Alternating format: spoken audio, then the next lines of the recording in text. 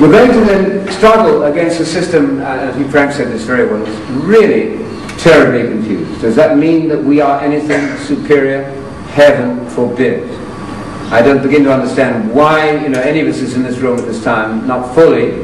All I know is that God worked with us through thick and thin, and He uses your innate abilities, the DNA that came from Father and so on, or in every case, He uses your natural abilities. And if you happen to have a searching heart and want to find out, then He plays on that, uses that. There is an element of responsibility in accepting salvation. I know that from Acts 13. Because when Paul spoke to Jews there, someone said, I don't believe a word you're saying, Paul. You're all wrong. He said, before you leave, I want to just tell you one thing. You are judging yourselves unworthy of the kingdom. That's interesting. He didn't say, as we did in the Armstrong, well, God's not calling him, leave him alone. We have a cop-out there. If people didn't respond immediately to what we taught, we said, well, God isn't calling him, so that's hopeless. I don't see that in Paul.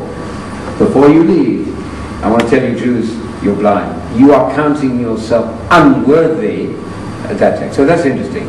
So the Calvinist determinism is not right. That's a cruel sort of a God.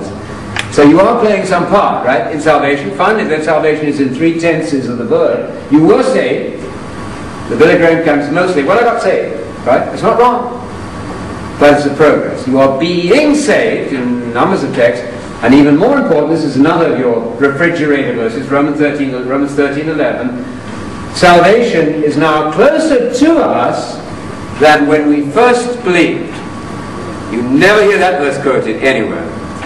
So you're running a race, you're being saved, and you're going to be saved, which is the resurrection. And you get your, finally with this, and you get your reward at the resurrection.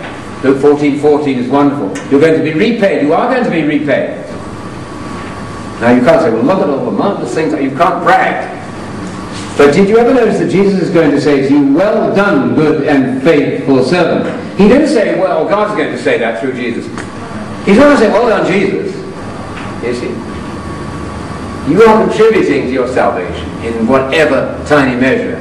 I don't like this idea that God kids himself, looks at Jesus, well, he's righteous, and then he pretends that you are. That's not nonsense. You've got to be righteous. And here's the final text, Isaiah 53:11 says, by his knowledge, Messiah will make many righteous. Check it out. That's an unpopular verse. I thought it's because he just died for my sins. Yes, that's true too. By his knowledge, the kingdom instruction, all that. That's a major factor in salvation. You've got to accept the kingdom message to get started. Otherwise you couldn't be forgiven, and you can't repent. That's Mark 4:11 and 12. Ponder that for the next 6 months, please. Mark 4:11 and 12. Devastatingly interesting verse. Because they did not understand the kingdom, did not acknowledge and understand it and repent and believe in the kingdom, they couldn't be forgiven. I don't know how to deal with that. It's a horrible verse, if you like. But it's very, very interesting that Jesus, our mentor, our rabbi, makes an intelligent reception of the KG message a condition for intelligent reception. Something like that. So that's my final verse. Mark 4:11. There's enough to think about right there.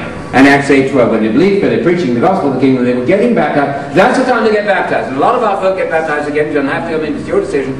But I've had people weep and say, I didn't know who God was. They said, I was teaching the wrong God, all this, and now I'm ready to be baptized. You can do it if it's your choice. Nobody's going to compel. But sometimes they do that. Now I see God as one. And God, what was I doing those other years? Don't say, well, I know. Don't justify yourself. People do that. They say, well, he taught me to work the word. Yes, but he almost destroyed you in the process. He made it very difficult. So some people choose to get baptized on the basis of Acts 8:12. And they finally understand that God is one. Jesus is the Messiah, and the gospel of the kingdom, and a straight sexual purity life. Very important. Sexual purity, very important. Heading for the kingdom. And that is the story as far as I understand today. Thank you.